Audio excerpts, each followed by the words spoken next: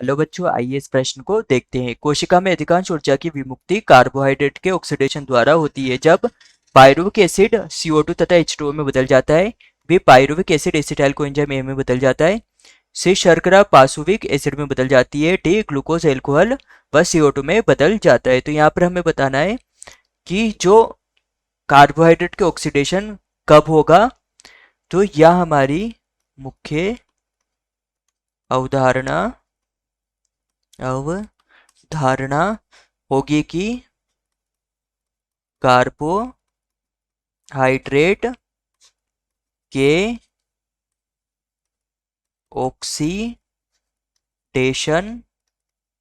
Oxidation की प्रक्रिया क्या है।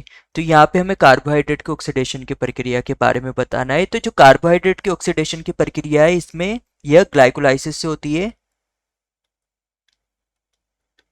ग्लाइकोलाइसिस से शुरू होती है तथा ये जो ग्लाइकोलाइसिस होता है यह वायवीय श्वसन में होता है।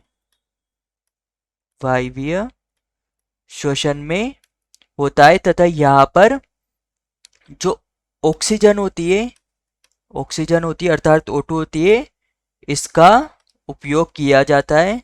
इसका उपयोग किया जाता है। तो जो ग्लाइकोलाइसिस होती है, इस ग्लाइकोलाइसिस के में जो ग्लूकोज होता है ग्लूकोज अर्थात जो शर्करा होती है, इस ग्लूकोज को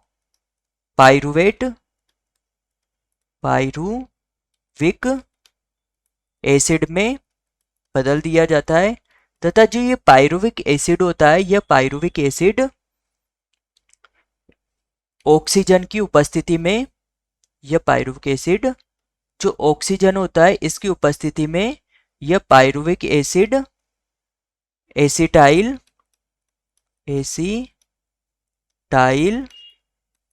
कोएंजाइम A का निर्माण करता है तथा यह जो एसिटाइल कोएंजाइम है, यह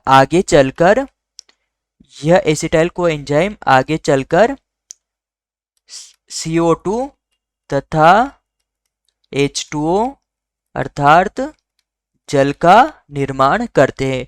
तो यहाँ पर देखा जाए तो जो ये पायरुविक एसिड है, यह ऑक्सीजन अर्थात इसका ऑक्सीडेशन हो रहा है तथा इससे यह आगे चलकर इससे CO2 तथा H2O का ही निर्माण हो रहा है। तो प्रश्न ने हमसे पूछा था कि कोशिका में अधिकांश ऊर्जा की विमुक्ति कार्बोहाइड्रेट के ऑक्सीडेशन से होती है, पर यह कब होता है? जब ए है हमारे पास पायरुविक एसिड CO2 तथा H2O में बदल जाती है। तो यह हमारा उत्तर सही होगा, क्योंकि जो पायरुविक एसिड है आगे चलकर यही CO2 तथा H2O में बदलकर ऊर्जा को विमुक्त करता है।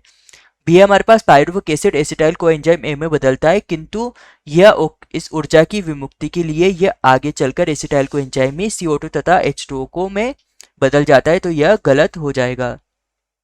सी हमारे पास शर्करा पाइसुविक एसिड में बदलती है, तो यह पाइसुविक एसिड में नहीं बदलती है, तो यह भी गलत है।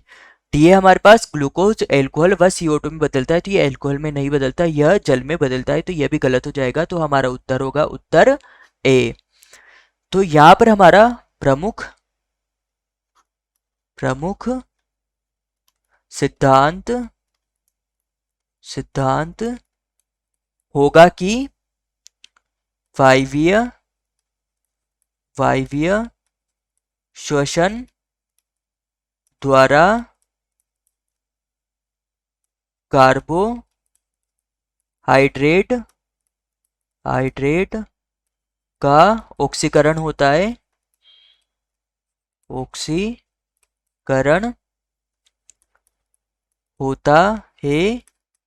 व यह ATP का निर्माण करते हैं। आशा है कि आप इसे अच्छी तरह समझ गए होंगे। धन्यवाद।